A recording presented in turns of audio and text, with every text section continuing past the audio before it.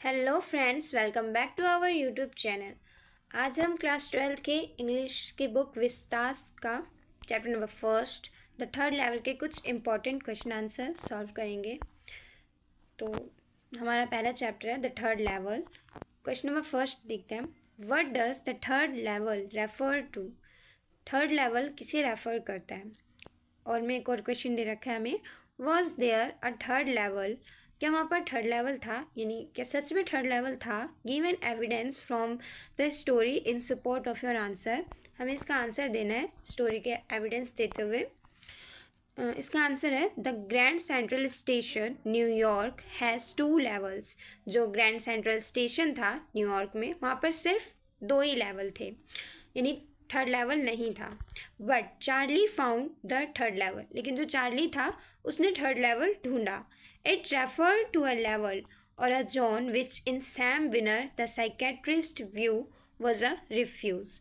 Sam था, Sam के अनुसार साइकेट्रिस्ट के नज़रों में, यानी चार्ली के लिए जो साइकेट्रिस्ट था उनकी नज़रों में चार्ली मतलब अभी की दुनिया से ना भागना चाहता था। और escape for Charlie from the modern day fear, और डर के कारण वो अभी की दुनिया से ना वो भागना चाहता था। वो एक तरीके का बस एक बचाव था उसका कि थर्ड लेवल है। इनसिक्योरिटी, असुरक्षित होने के कारण, वॉर, युद्ध, वरी एंड अदर थिंग्स, डरने के कारण और अन्य चीज़ों के कारण उसे ऐसा लग रहा था कि जो थर्ड लेवल है ना वो बस एक जरिया है उसका वहाँ से भागने का अभी की दुनिया से। क्वेश्चन नंबर सेकेंड है, would Charlie ever go back to the ticket counter on the third level to buy tickets to Galesburg for himself and his wife? क्या चार्ली जो है वो अपने लिए और अपनी वाइफ के लिए थर्ड लेवल के पास दोबारा जा पाएगा टिकट खरीदने के लिए? इसका हमें आंसर देना है। Charlie drew $300 from the bank. Charlie जो है वो $300 निकालता है अपने बैंक से। ही bought old style currency to buy 2 tickets to Galesburg. वो पुराने ज़माने के पैसे खरीदता हैगा 2 टिकट खरीदने के लिए गेल्सबर्ग की। But he never again found the corridor that led to the third level at Grand Central station. लेकिन दोबारा जो है वो उस कॉरिडोर को नहीं ढूंढ पाता है या उस गलियारे को नहीं ढूंढ पाता है जो कि थर्ड लेवल तक जाती थी। ठीक है, so he couldn't buy 2 tickets for him and his wife. इसलिए वो 2 टिकट नहीं खरीद पाता है अपने लिए और अपनी वाइफ के लिए। क्वेश्चन नंबर थर्ड है हमारा, why did Charlie think that Sam had escaped to Galesburg? Charlie को ऐसा क्यों लगा कि जो सैम है वो भाग गया है Galesburg? Why did Charlie suspect that Sam had gone to Galesburg? ये भी वही क्वेश्चन सेम है, दोनों दोनों का यही मतलब है कि चार्ली जो है चार्ली को ऐसा क्यों लगता है कि जो सैम है वो भाग गया है गेल्सबर्ग? इसका आंसर देखते हैं। Charlie's friend Sam disappeared all of a sudden. Charlie का जो दोस्त था सैम वो अचानक से ही कहीं गायब हो जाता है। डिसअपियर्ड मीन्स गायब होना और सडन मीन्स अचानक। नोबडी न्यू वेयर, कोई नहीं जानता था कहाँ गया है। But Charlie could make guess where he could be, लेकिन जो चार्ली है वो गेस कर सकता था कि सैम कहाँ है। Sam was a city boy and he use to tell him about Galesburg. Sam जो था वो शहर का लड़का था और वो गेल्सबर्ग के बारे में चार्ली को बताता था। ही always said that he like the sound of the place. वो हमेशा से कहता था कि उसे गेल्सबर्ग जो जगह है वहाँ की आवाज़ें उसे बहुत अच्छी लगती हैंगी। That night, among his oldest first day covers, he found an envelope. एक दिन से रात को एक कवर मिलता है, एनवलप मिलता है जो कि बहुत ही पुराना था। It had been mail to his grandfather at his home in Galesburg, जो कि उसके ग्रैंडफादर के घर से आया था गेल्सबर्ग से। The paper inside confirm that Sam was in Galesburg. और वो जो पेपर था, जो एनवलप था, लिफाफा, वो एकदम कंफर्म कर रहा था, निश्चित कर रहा था कि जो सैम है वो गेल्सबर्ग ही गया है। The letter was written by him, और वो लेटर जो है वो सैम के द्वारा लिखा हुआ हैगा। अब हम क्वेश्चन नंबर 4 देखते हैं। What is a first day cover explain? First day cover क्या है, हमें इसे एक्सप्लेन करना है। तो इसका आंसर देखते हैं। When new stamps are issued, जब नए स्टैम्प्स जो है वो जारी किए जाते हैं, स्टैम्प्स कलेक्टर्स बाय सम स्टैम्प्स, जो स्टैम्प कलेक्टर्स होते हैं जो कि उसे जमा करते हैं स्टैम्प्स को, वो कुछ स्टैम्प्स खरीदते हैंगे. They use those stamps to mail envelopes to themselves on the very first day of sale. और वो लोग जो स्टैम्प्स खरीदते हैंगे वो खुद को ही मेल करने के लिए पहले दिन जब स्टैम्प जारी किया जाता है तो वो स्टैम्प्स खरीदते हैं सबसे पहले. The post mark proves the date, जो पोस्ट मार्क्स होते हैं वो डेट को प्रूव्स करते हैंगे. The envelope is called a first day cover, और इसे ही हम फर्स्ट डे कवर कहते हैं एनवलप का. The envelopes are never opened, और जो एनवलप्स होता है उसे खोला नहीं जाता है. Only blank paper is put in the envelope, और जो वो लिफाफा होता है उसके अंदर ब्लैंक पेपर होता है, यानी उस पेपर में कुछ नहीं लिखा होता है, उस लिफाफे के अंदर खाली पेज होता है. अब हम क्वेश्चन नंबर 5 देखते हैं. How did Charlie prepare to go to Galesburg. Charlie जो है वो कैसे प्रिपेयर करता है गेल्सबर्ग जाने के लिए, मतलब क्या प्रिपेयर करता है, क्या तैयारी करता है. Why couldn't he reach there, और वो वहाँ पर क्यों नहीं पहुँच पाता हैगा. तो इसका आंसर है Charlie stood on the third level at Grand Central. Charlie जो है थर्ड लेवल के पास, जो थर्ड लेवल होता है ग्रैंड सेंट्रल का, वहाँ खड़ा होता है. He would buy tickets that would take Louisa and him anywhere in the United States, और वो टिकट खरीदना चाहता है जो कि लुइसा और उसे यूनाइटेड स्टेट्स संयुक्त राज्य में कहीं पर भी ले जाए घुमाने. He wanted 2 tickets for Galesburg, वो गेल्सबर्ग की 2 टिकटें चाहता हैगा. The clerk figured the fare and Charlie counted out the money. जो क्लर्क होता है वो चार्ली को देखता है, और चार्ली जो है सारे पैसे गिनता हैगा, वो उसे फेट करता हैगा. द क्लर्क से वॉर्न करता है, चेतावनी देता है. डैट, यहाँ पे एंड की तरह इज़ नॉट आएगा. That is not money mister. Clerk जो होता है वो उसे चेतावनी देता है, मिस्टर ये पैसे नहीं हैं. He said. Charlie realize that the money he was giving. Charlie जो है रियलाइज करता है जो पैसे वो दे रहा है, ही was giving was different from the old style notes of 1894. वो 1894 के नोट से बहुत ही अलग है.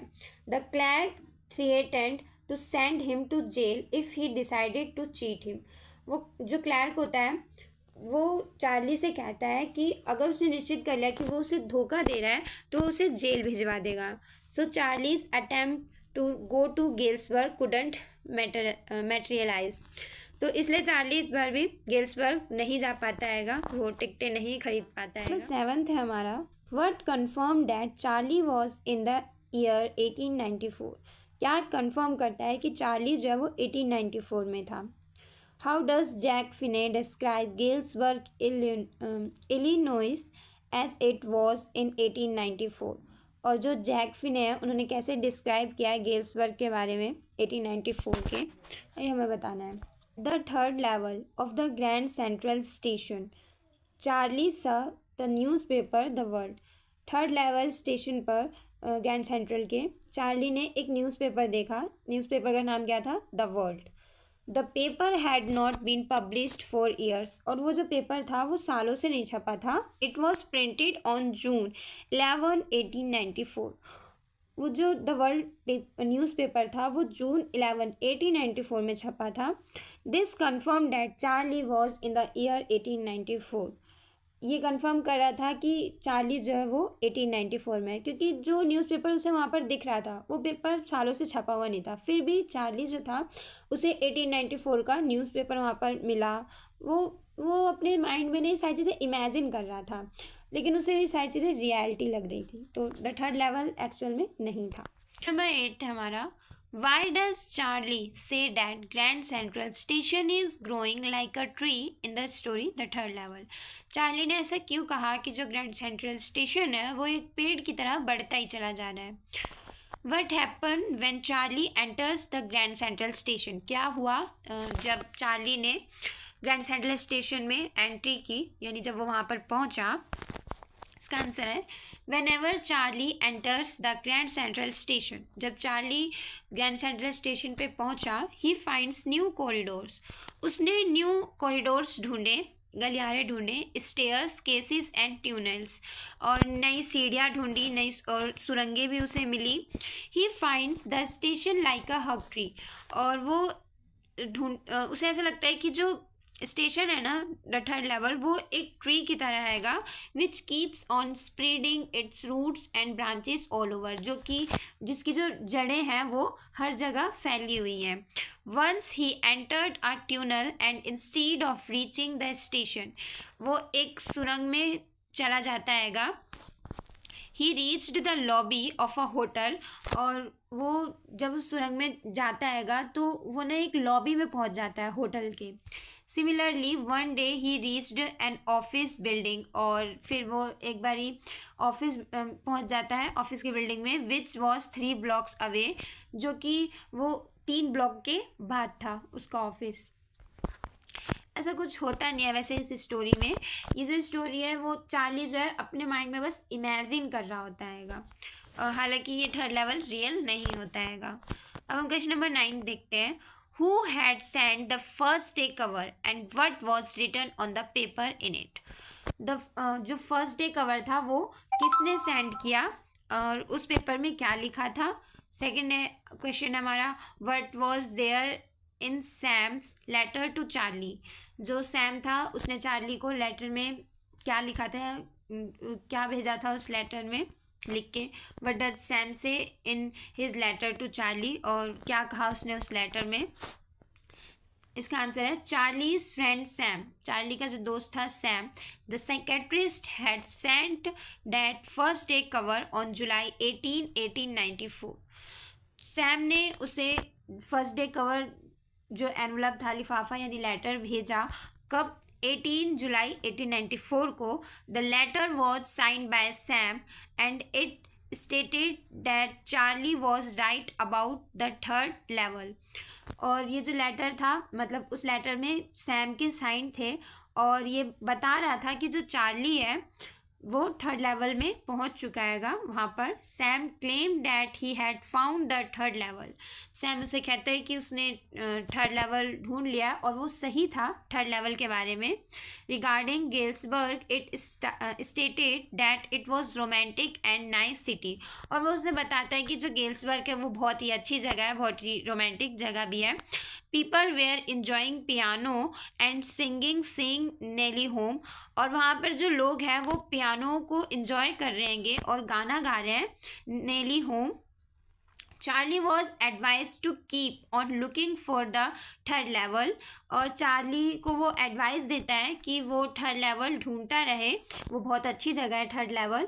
It was a worth seeing place, देखने लायक जगह है ये. मतलब जो सैम है वो उसे लेटर लिखता है, इस आंसर में हमें यही बताया गया है, और वो 1894 को लिखता है जुलाई के, और वो कहता है कि ये बहुत अच्छी जगह है और तुमने सही बताया था थर्ड लेवल के बारे में, मैं वहीं पर हूँ, लोग पियानो इंजॉय कर रहे हैंगे, ये सारी चीज़ों से कहता है. और कहता है कि वो ढूंढता रहे थर्ड लेवल, जारी रखे थर्ड लेवल को ढूंढना, और ये क्योंकि ये देखने लायक जगह है. नंबर 10 है हमारा, why do the people in the modern world want to escape. यानी जो आधुनिक दुनिया है, आधुनिक दुनिया से लोग क्यों भागना चाहते हैं, क्यों एस्केप करना चाहते हैं अभी के लोग आधुनिक दुनिया से, अभी की दुनिया से. तो modern world is full of war, अभी की जो दुनिया वो पूरी युद्ध से भरी हुई है.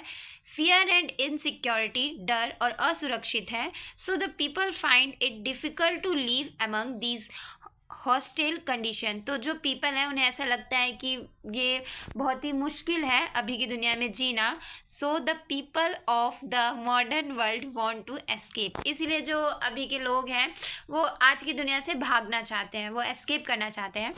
तो यही था हमारा इंपॉर्टेंट क्वेश्चन.